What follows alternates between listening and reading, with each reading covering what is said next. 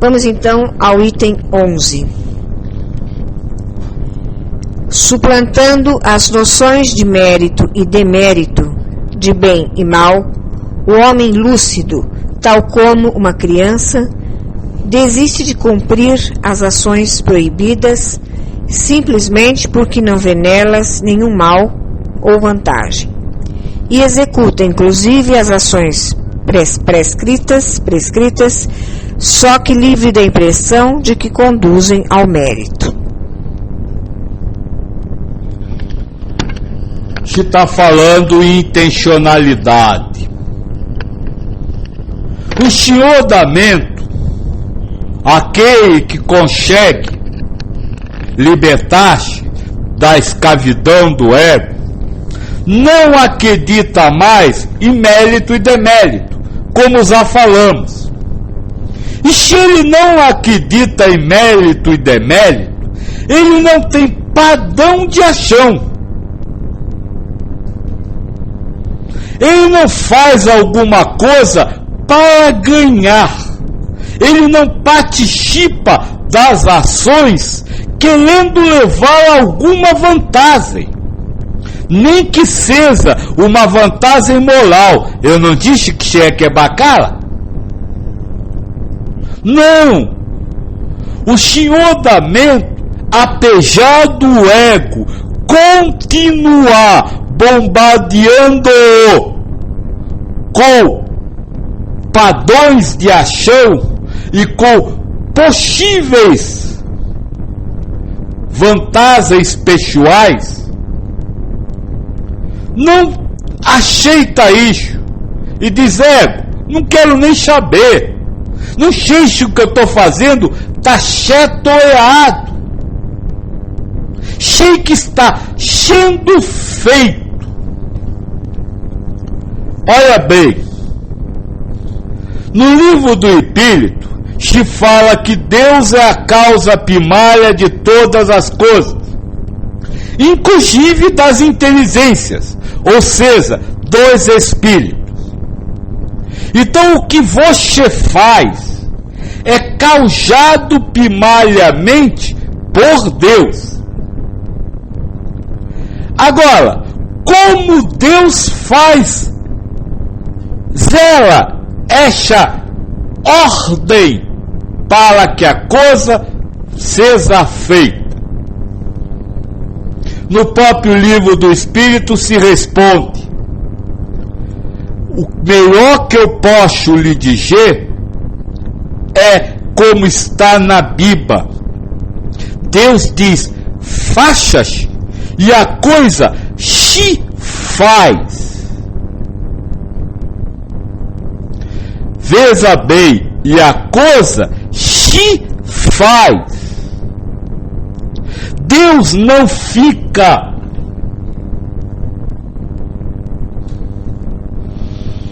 como eu posso dizer, orientando espíritos para fazer alguma coisa. Deus não chega a Cristo e diz a ele: olha, lá no Brasil, na cidade tal, tem uma pessoa que precisa fazer isso.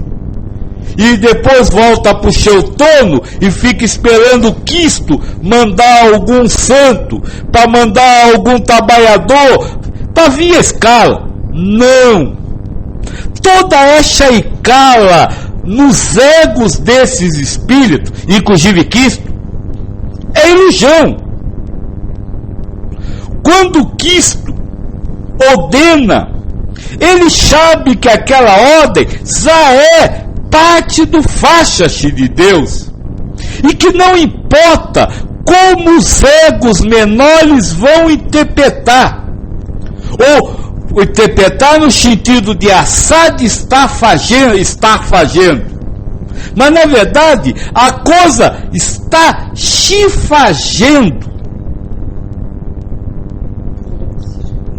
Não dá para você entender isso, não queira entender isso, apenas entenda isso: não há um agente que cria nada no universo, porque tudo que chiqueia no universo é feito pela ordem de Deus, pelo desejo do Pai.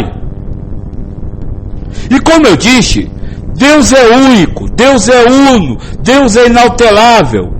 Então nada pode sair certo e errado. Então quando o ego lhe cobrar ações, ou quando o ego lhe cobrar padrão de ação, diga para ele: ego, quem sou eu para agir? Quem age é Deus. E você tem a ilusão de que você ou eu estou fazendo. Mas ninguém faz nada no universo, ego. Só Deus. Esse é o trabalho do Senhor da mente. É lutar contra o seu ego para não escavijar-se as ordens de cumprir determinadas tarefas na vida carnal. Sabe, tanto faz se o que Deus está mandando, está fazendo é classificado pelo código humano de bom ou mal, não vai, essa classificação não vai influenciar em nada a sua elevação espiritual, porque não é você que está fazendo, é Deus. Agora, a forma como você interage com o que Deus está fazendo, ou seja, se você está realizando-se em você, em Deus, através dos outros, ou se você está se realizando por imaginar-se que está fazendo, é isso que importa. Repetindo, Carlos Roberto pergunta: qual a melhor maneira de entrar em comunhão com Deus? Oração, pensamento ou o quê? Qual a melhor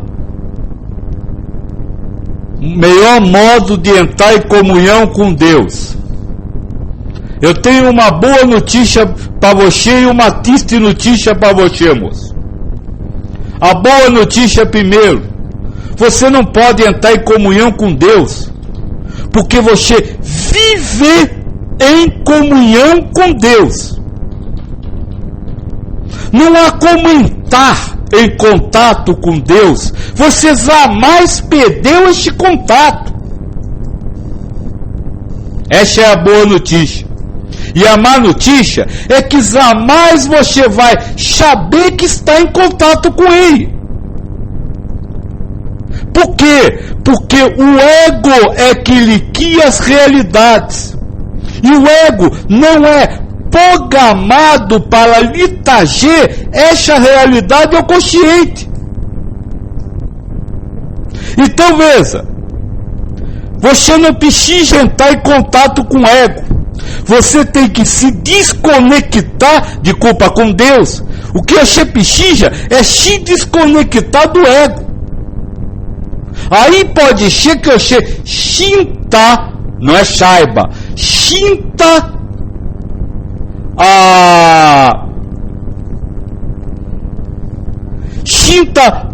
a conexão que já existe. Aliás, com relação a isso, moço, no Evangelho do Tomé tem um ensinamento muito interessante. Eu gosto muito desse ensinamento. Pouco falo dele, mas acho muito interessante. É o seguinte: Cristo estava avisando que ia morrer para os apóstolos, e aí os apóstolos começaram a se preocupar em transformar aqueles ensinamentos em uma religião. Grandes seres humanos, né? Sempre estão preocupados em normatizar as coisas. E aí eles perguntam a Cristo: o que o Senhor quer que nós façamos depois que o Senhor for embora? Que regemos, que façamos jejum, que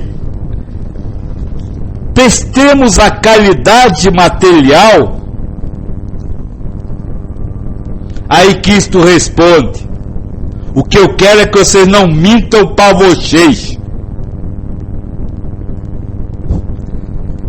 Filhos, Deus, o que Cristo quer dizer é que não adianta você buscar Deus na oração se você ainda está preso no eu.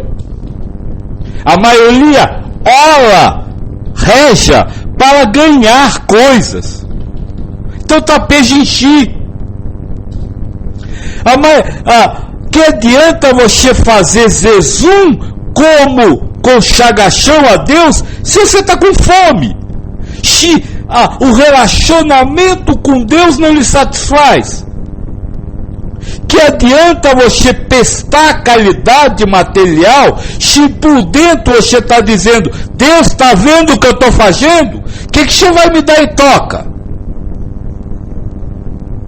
Então você quer saber como sentir essa comunhão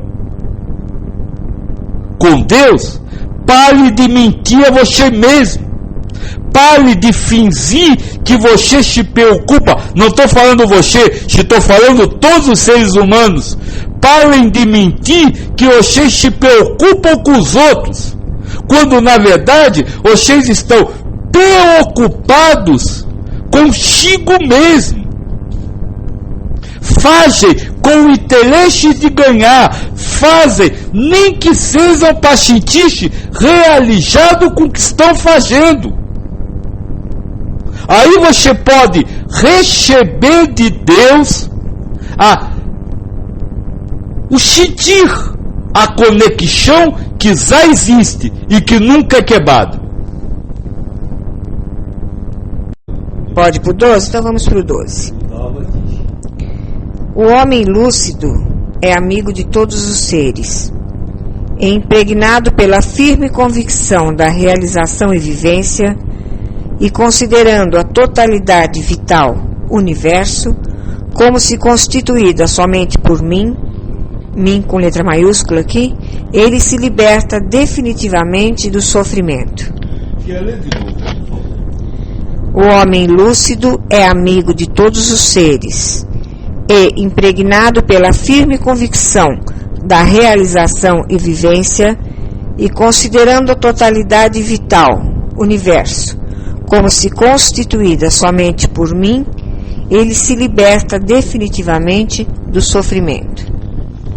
Impregnado pela convicção da realização, ou seja, com a certeza de que vai realizar, de que pode alcançar, de que tem condições de fazer, e considerando o universo como Deus, ou seja, todas as coisas como emanações do Senhor, o ser passa a ser amigo de todos os outros seres. Vamos falar um pouquinho da amizade? No sentido material, minha filha, quando é que uma pessoa é seu amigo?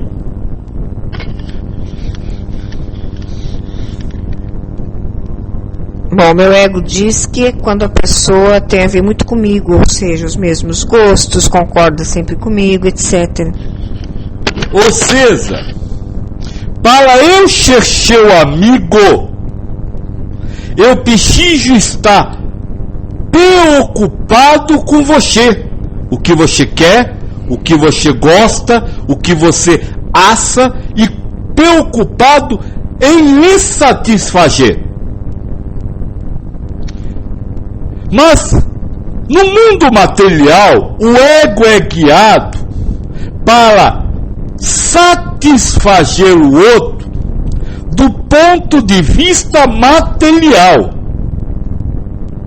Já no universal, o ser que é amigo do outro ser está preocupado em satisfazer o espírito e não o ser humano. Essa é uma diferença importantíssima. Satisfazer o ser humano é realizar o que o ego do ser humano quer. Satisfazer o espírito é realizar o que o ego humano não quer. Sabe por quê? Porque o ego é o tentador. E quando eu faço o que o outro não quer, eu crio a oportunidade do ego dele tentá-lo. E com isso, eu zelo a ele uma oportunidade de vencer o ego e alcançar a elevação espiritual. Essa é a amizade entre os espíritos.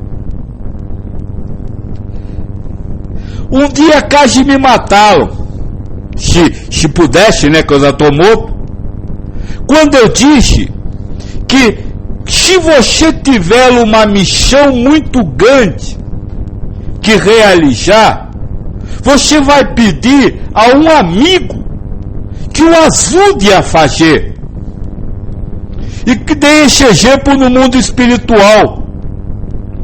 Tem muito espírito que precisa morrer, etiapa, assassinado, e pede a um amigo espiritual que encarne, viva toda uma vida para num determinado momento matar aquele outro. Isso é uma prova de amizade espiritual. Então, realizando-me comigo mesmo, considerando o universo como Deus e tendo em mente que a amizade entre dois seres é espiritual, ou seja, é servir de instrumento à aprovação do próximo, eu paro de chofer. É isso que o Krishna ensina. Eu estanco o fluxo que o ego cria de sofrimento. É claro que tudo que eu falei no eu faço, eu sirvo de instrumento, não sou eu que faço. É quando Deus faz e eu presencio, o meu ego, figura, percepção, sensação e raciocínio fazer. Por que eu estanco o sofrimento? Porque eu vou estar vivendo com Deus, em Deus e para Deus. Quando o meu ego cria uma briga, por exemplo, entre eu e meu marido, ou eu e minha mulher, o ego está criando isso, Deus está criando isso através dentro do ego.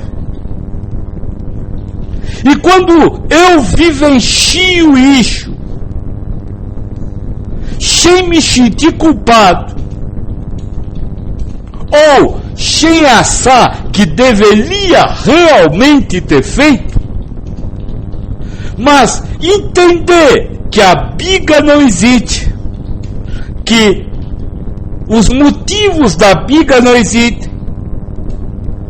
Mas que tudo isso foi emanação de Deus. Para que chover? Por que chover? Então este é um grande trabalho também para o chiodamento.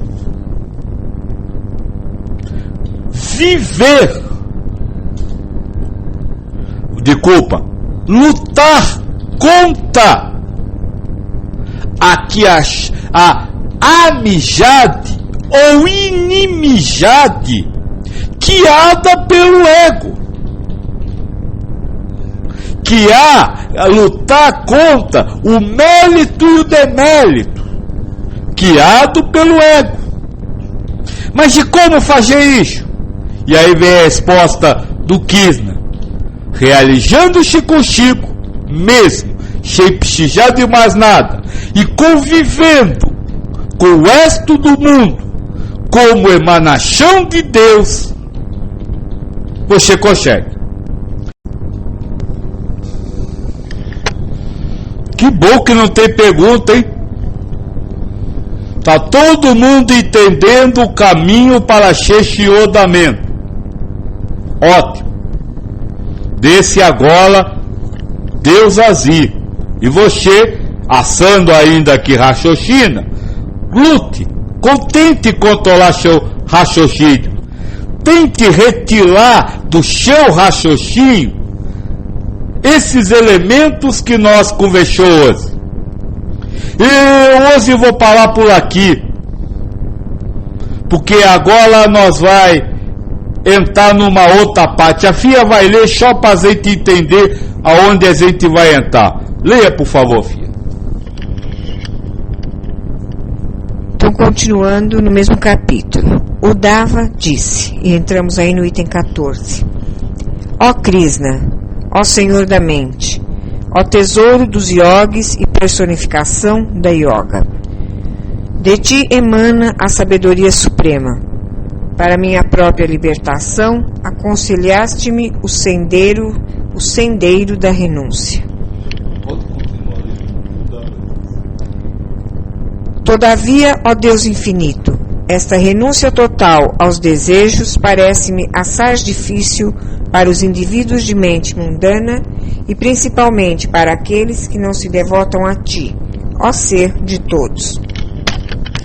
Eu pessoalmente sou um tolo, posto que estou apaixonadamente apegado a este corpo, com suas respectivas relações, simples sobreimposições do teu próprio Maya, misterioso poder que tudo encobre e tudo disfarça, e considero este corpo como um eu verdadeiro, e tudo que com ele se relaciona considero como meu.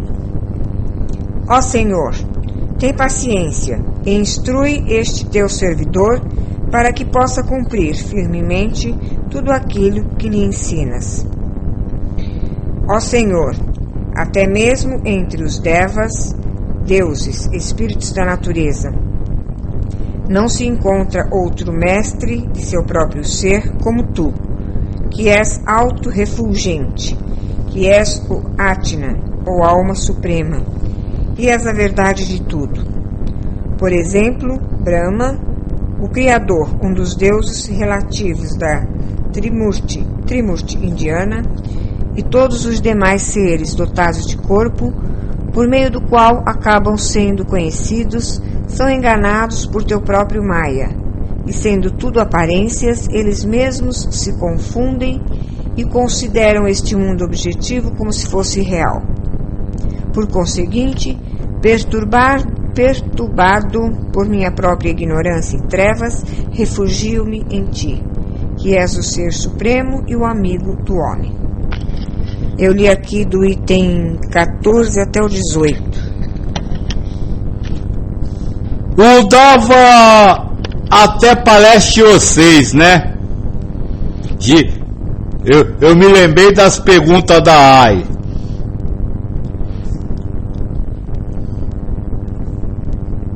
O que fala nessa parte, que é o que nós vai começar a estudar amanhã, né? É exatamente isso. Krishna, me ensina o que você puder me ensinar para que eu alcance o controle da mente e assim realize a minha saída do ciclo de encarnações, como já foi falado lá no item 5. Porque nem mesmo os devas escapam da ação do ego. Devas são os santos da Igreja Católica, são os orixás da Umbanda, são os mentores do Espiritismo, são aqueles espíritos que ainda estão em contato com o humanismo. Não encarnam mais, mas ainda estão em contato com o humanismo, com as ideias humanas. E aquele que está em contato com a ideia humana, a ponto de deixar a ideia humana virar realidade, está encoberto pelo Maya. Então o que nós vai ver amanhã é exatamente a continuação de tudo que nós vem falando, que nós falamos hoje, que é essa questão do monismo, essa questão da libertação definitiva da dualidade, essa questão da libertação definitiva da realidade, daquilo que nós acha que é real. Mas só para encerrar, eu quero lembrar as 3 coisas que nós falamos hoje, que ótimo, não teve pergunta, mas que precisa estar presente como direcionamento nessa luta contra o ego. Primeiro, não deixar o ego exigir de você condições para se autorrealizar. Realize-se por si mesmo. Realize-se por si mesmo na sua relação com Deus, através dos outros, sem cobrar dos outros nenhuma atitude, nenhuma condição, nem mesmo de Deus, para sentir-se realizado. Segundo, lute contra os padrões de mérito e demérito criado pelo ego, e lute para não deixar o ego aplicar, ou melhor, para não se prender à aplicação desses padrões que o ego dá aos acontecimentos da vida e às pessoas. Ou seja, os adjetivos que lhes são criados pela razão. Terceiro, lute contra o ego para não deixar ele criar inimizades ou amizades materiais. Mantenha-se firme na amizade espiritual com o outro. E lute contra o ego para não deixar ele criar amizades ou inimizades materiais, para que você possa vivenciar a amizade espiritual de ser o agente camático daquilo que o outro precisa viver, sem tirar nenhum proveito para si. E vamos hoje ao item 19. Frequentemente neste mundo, os homens que discerniram de fato a verdade a respeito da totalidade vital, cosmo, graças a seus próprios esforços, libertam-se das tendências malignas. Antes de falar do teto em si, nós temos que entender o que é maligno. Maligno não tem nada a ver com maldade, com essas coisas que vocês chamam de maligno.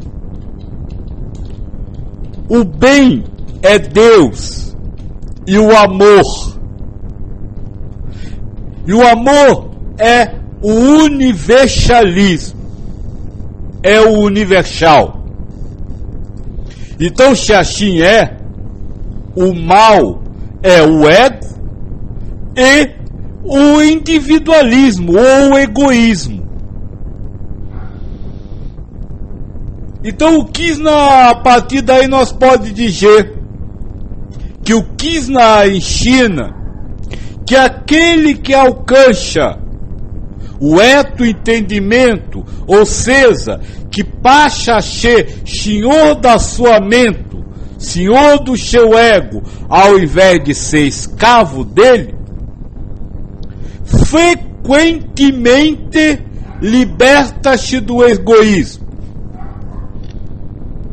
O egoísmo não se dá em atos, em ações, mas o egoísmo acontece na intenção com o qual você vive os atos ou ações.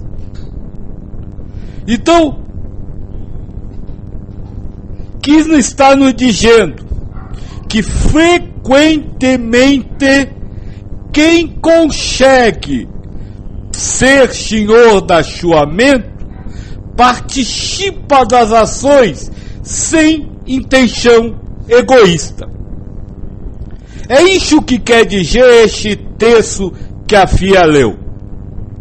Mas tem mais uma coisa que nós precisa, vamos dizer assim, prestar atenção.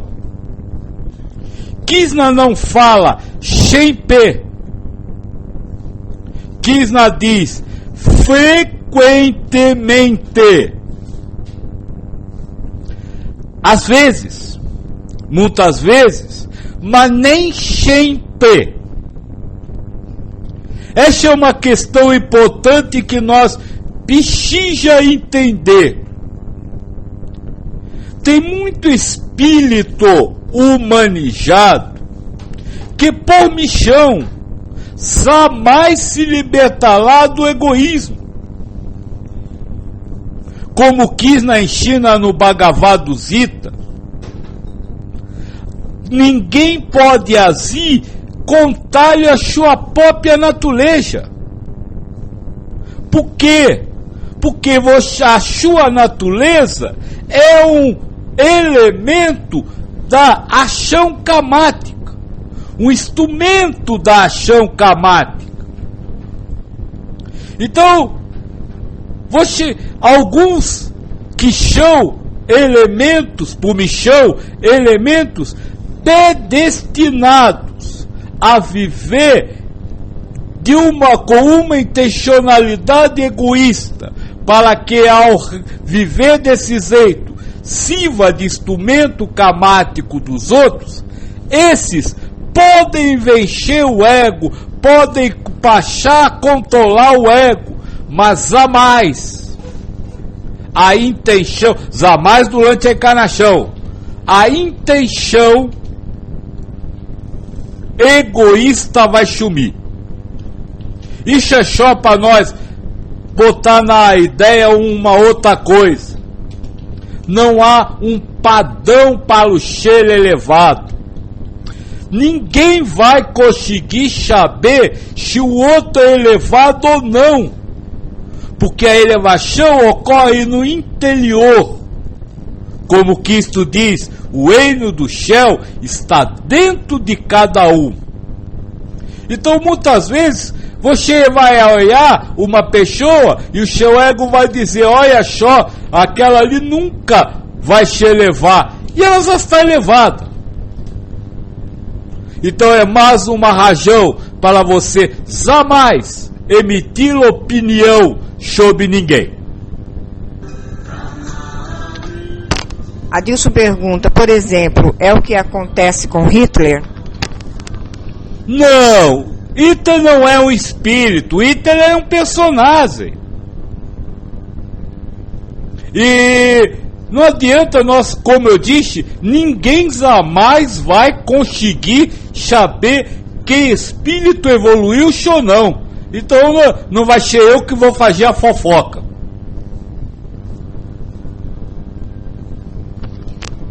Adilson comenta que nesse mês, em uma revista espírita, saiu que ele foi o anticristo. E Thelma Portão comenta: nossa, Joaquim, que bom ouvir isso. Também não pode deixar servir, vamos dizer assim, como desculpa para você. Olha bem o que o Krishna fala. Aquele que consegue elevar a sua mente, aquele que consegue controlar a sua mente. Então primeiro controle sua mente, para depois você dizer: não consigo, eu controlo a minha mente, mas mesmo assim há uma ação egoísta, então é missão.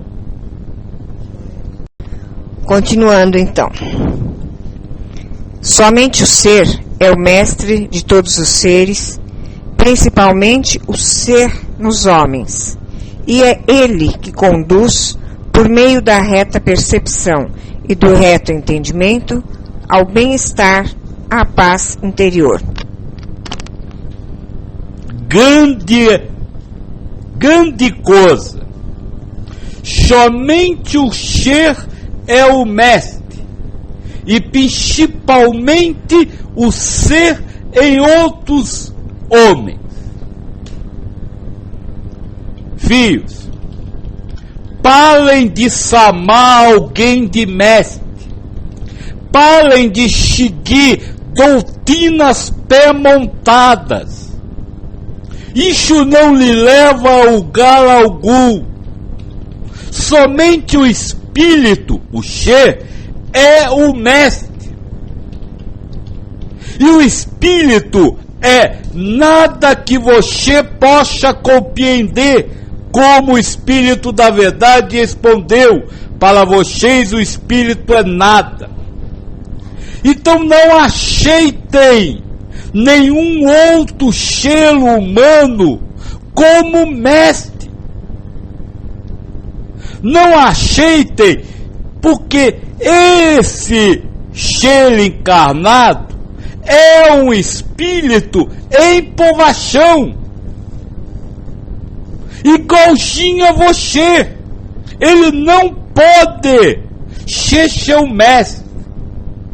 Ele pode lhe passar ensinamentos, mas assim que você receber os ensinamentos, não idolatre esses seres humanizados.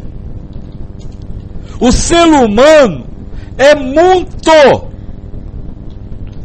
tem muita facilidade, o ego humano tem muita facilidade em que há idolatria por outros seres humanos.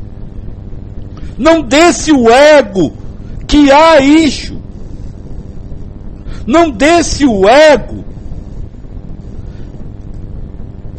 zelar verdades que idolatram outros seres humanos. Somente o espírito seu e o dos outros, que é nada que você possa conhecer, pode lhe servir de mestre. Então não idolatre nenhum ser humano. Por mais que ele pareça culto, por mais que ele pareça bom, por mais que ele pareça certo. Anton havia perguntado, mas o que caracteriza o espírito evoluído não é a felicidade interior? E isto não é perceptível externamente ou pelos outros? Não! Essa felicidade interior é de você com você. É paz e harmonia interna, não externa. Você pode estar dentro de você, em paz com você, feliz com você, e externamente ter uma feição, um ato e palavras que não exprimam o seu estado de espírito. Não acredite na percepção. Olha bem o que eu falei semana passada pro moço do São Carlos, quando ele disse, mas os outros falam. E eu disse, ninguém fala, seu ego guia.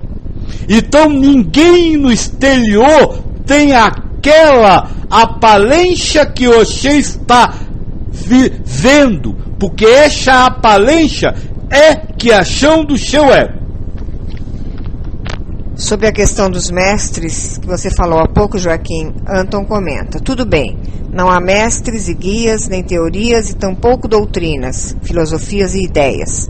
Mas para encontrar-se dentro, sentir o nada ou o tudo, ou Deus, ou eu sou, ou sei lá o que nome atribuir, é algo muito fugidio.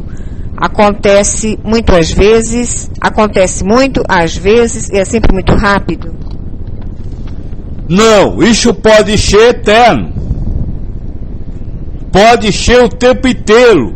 Agora, como eu disse para no primeiro dia, é passo a passo.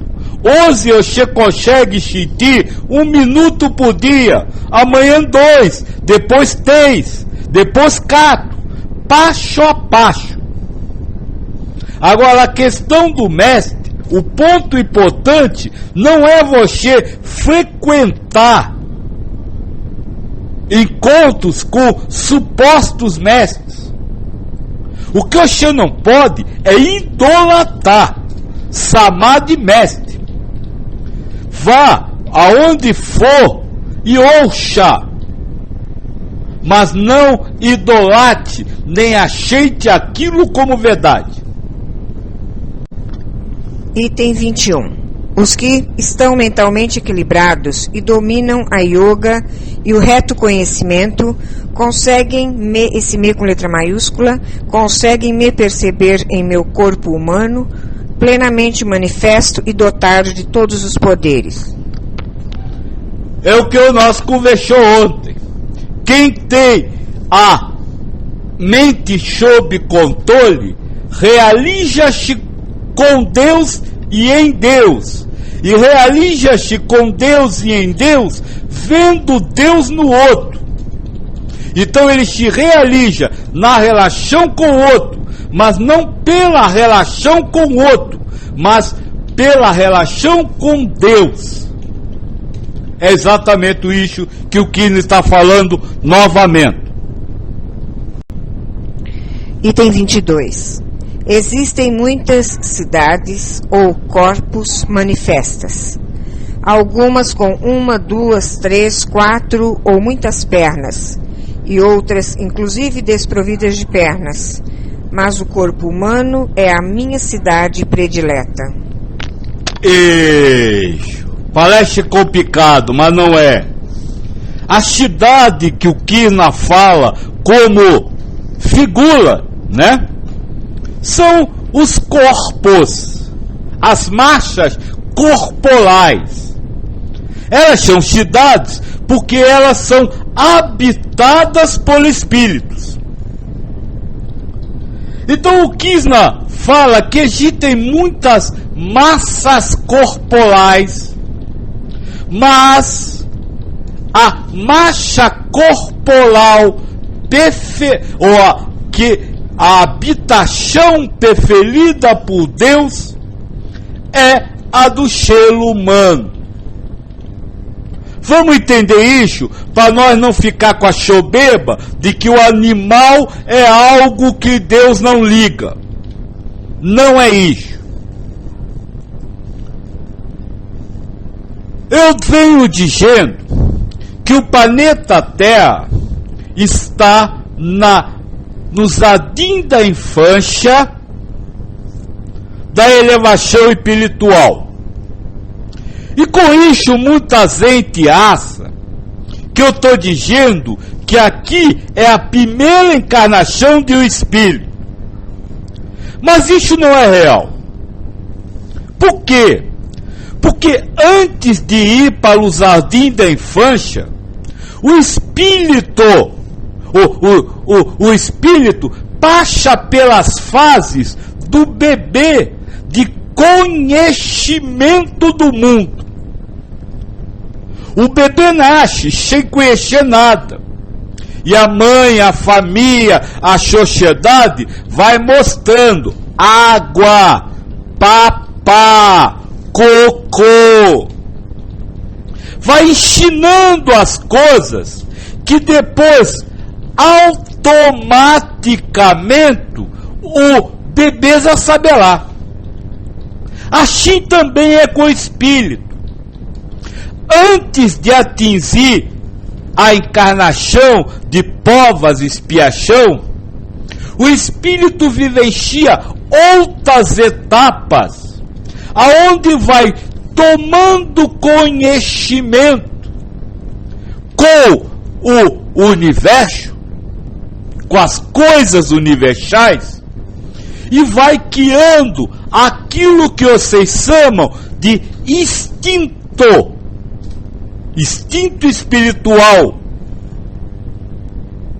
Agora, este instinto espiritual não possui uma propriedade que existe no espírito que encarna num corpo humano ou se liga a um ego humano,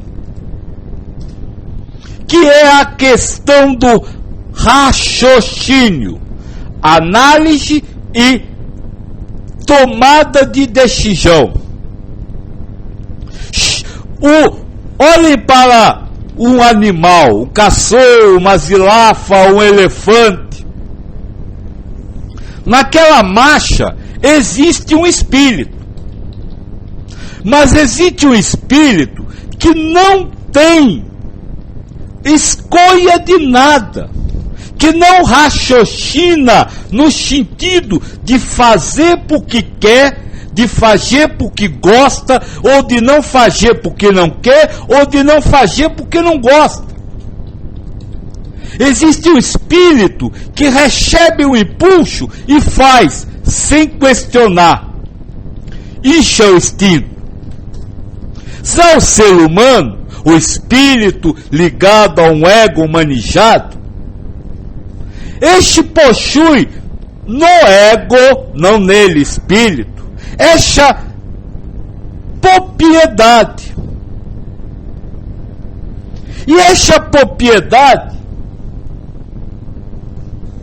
é que leva Krishna a dizer que essa é a morada preferida de Deus.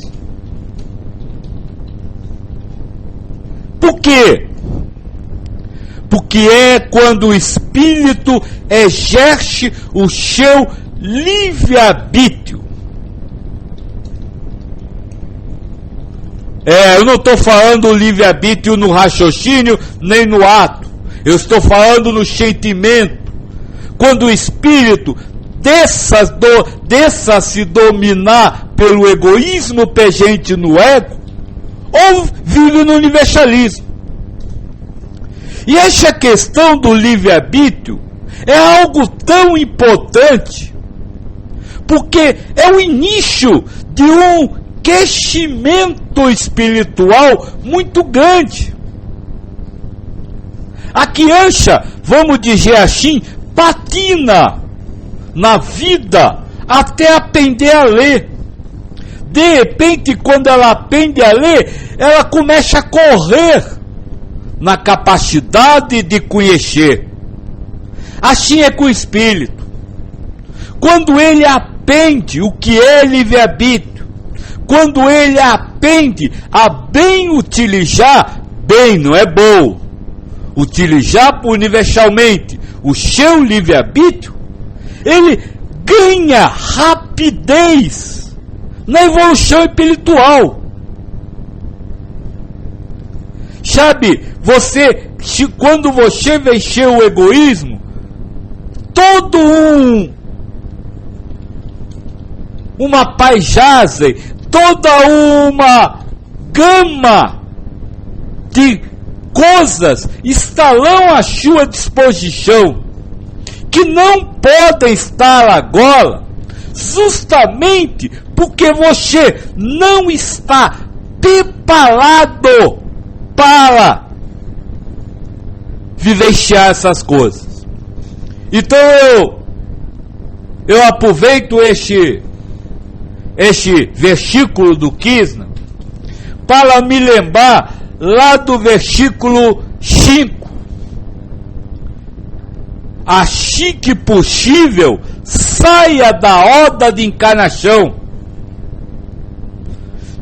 É por não libertar-se desse prazer que é egoísta, que você não consegue andar na evolução espiritual e fica patinando no mesmo lugar. Se você soubesse o que ainda tem pela frente, o que tem de coisas pela frente que são muito mais importantes e reais do que essa parafernália, para não dizer palhaçada, que vocês vivem, que chamam de vida. Vamos então ao item 23. Em tais cidades, os homens que estão com os sentidos sob controle me buscam diretamente a mim, o inescrutável Senhor. Em tais cidades, ou seja, ligados a egos humanos, os espíritos que estão com a mente sob controle não se preocupam com os elementos materiais. Eles vivem para Deus, com Deus e em Deus. Eles não têm preocupação com saúde, eles não têm preocupação com dinheiro. Ele, interna, não é que o ego não queira, o ego continua criando, mas internamente ele não tem preocupação com posses, ele não tem preocupação de estar do lado de quem gosta, ele não tem preocupação de que os outros façam determinadas coisas para que eles se satisfaçam. Não tem essa preocupação internamente, porque eles estão vivendo com Deus, para Deus, em Deus. É isso que o Krishna está ensinando. Portanto, como me perguntou o moço outro dia, como se ligar em Deus? E eu disse, se desligando do ego. E quando você for ligado ao ego, não conseguirá se ligar em Deus. Porque o ego não possui elementos para fazer essa ligação, ou que há, mesmo que falsamente, essa ligação. Carlos Roberto diz: desculpe o egoísmo, pai Joaquim, mas existe algum exercício ou algo para se poder ver o mundo espiritual? Ou será um falso ego? Você fala ver com os olhos ou com imagens na mente? Não, porque toda imagem na mente, tenha passado pelos olhos ou não, é que a chão do ego. O que você pode é sentir o mundo espiritual, mas esse sentir não terá palavras, sons ou imagens, porque no mundo espiritual estes elementos não existem.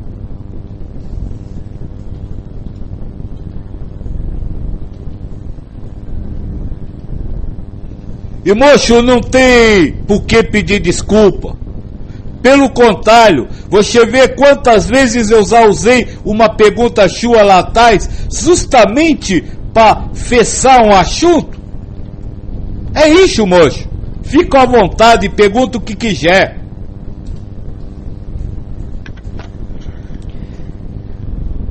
Anton comenta, esta passagem do individualismo para o universalismo, ou seja, do foco em nós mesmos para o foco em Deus, é então algo revolucionário ao espírito. É um caminho sem volta. É um caminho sem volta. Até porque o caminhar é guiado por Deus. E o espírito não retroage. Deus não vai retroagir na caminhada. Revolucionário, sim, é uma revolução. E aliás, moço, lá atrás, nós ditou um texto chamado isso, uma revolução. Nós está conclamando vocês a promover uma revolução contra a matéria, uma revolução contra os padrões do mundo, uma revolução contra as regras de etiqueta de sociedade, contra o bem e contra o mal. Porque só quando você se revoltar com essas coisas, você vai procurar outra. Não adianta você continuar assando tudo muito bonitinho e querer fazer elevação espiritual. Não faz. Olha, eu, como disse pro moço, as perguntas são boas e às vezes a gente gada e usa elas muito tempo. Tinha um moço de Portugal que vinha aqui, não este, outro, que um dia ele me disse, mas aqui você está dizendo que no céu não tem passarinho, não tem pôr do sol, não tem plantas, não tem rio, mas e tudo isso é tão bonito. Eu disse, é exatamente por você assar tudo isso tão bonito, é que você continua encarnando e desencarnando há milhares de anos, porque você quer um passarinho cantando. Então sim, é uma verdadeira revolução. Nós somos soldados revolucionários contra os poderes instituídos, seja poderes religiosos, sejam poderes materiais. Por favor, não confundir contra governos. Nós não é contra o governo, nós é contra o poder. Até porque o Cristo ensinou, os governantes são designados por Deus de acordo com o povo que merece. Então o poder sim, nós não queremos poder, nós queremos ser. Anton comenta, mudam todos os parâmetros e toda a realidade. Mais do que isso, muda o parâmetro, muda a realidade, muda o foco. Hoje você está de costa para Deus, olhando a matéria. Mas para você alcançar a elevação espiritual, você tem que virar de costa para a matéria e olhar só para Deus. Muda o foco. Conrado pergunta, o yoga seria um desses instrumentos para se sentir o mundo espiritual? Sim, mas a yoga não é uma ginástica, nem um trabalho de meditação. A meditação faz parte da yoga, mas não é a yoga. A yoga é o caminho entre o céu e a terra, que é construído através dos ensinamentos de Krishna. Então a yoga tem o caminho, o caminhar, tem meditação, mas tem controle da mente, tem fim da intencionalidade, e todos os ensinamentos de Krishna, principalmente no Bhagavad Gita e na Puranas. Eu falei isso porque nós confundimos o que nós conhecemos como yoga aqui no Ocidente como realização. Olha, se fosse, bastava você ir fazer balé, que também é uma ginástica muito boa. Thelma Portão diz: Joaquim, seria errado a gente ficar, entre aspas, cantando a todo momento que somos instrumentos de Deus? Não existe certo nem errado. Então, se é isso que você está fazendo, é isso que você está fazendo. Agora, se você gozar fazer e indiger isso, aí você não fez nada. O problema não é o que você fala, é a forma como você se relaciona com a ação. E ter culpa por ser também não leva a nada.